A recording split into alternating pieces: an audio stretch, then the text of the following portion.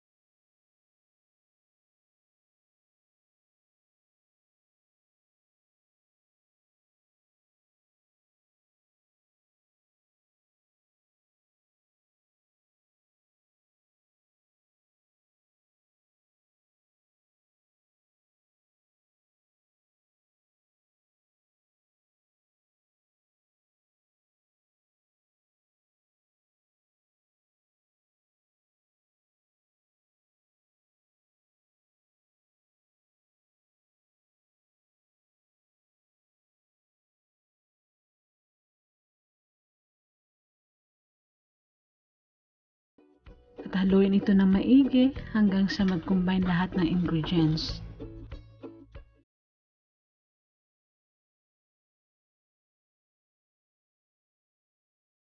Step 4, ready for frying na po tayo. So kumuha po tayo sa mixture ng enough na portion at bidugin lamang ito gamit ang ating mga kamay. At kapag na-form na natin ito into small balls, i-roll muna natin ito ulit sa breadcrumbs bago ito iprito. So antayin lang po nating uminit ang ating mantika. Kailangan nasa medium heat lang po tayo.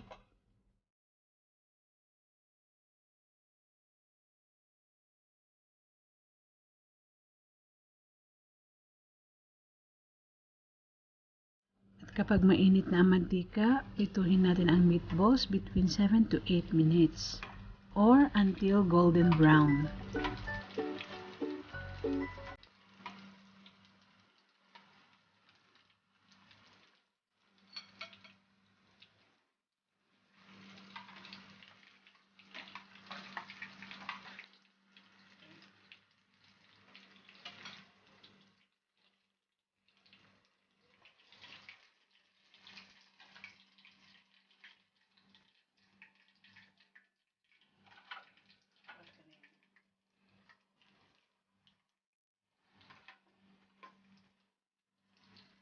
So, ayan, tapos na po tayo magluto.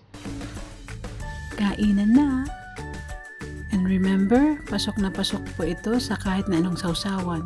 Kung gusto nyo ng ketchup, mayonnaise, pero sa akin, ang ginawa ko po ay teriyaki sauce. Masarap po siya.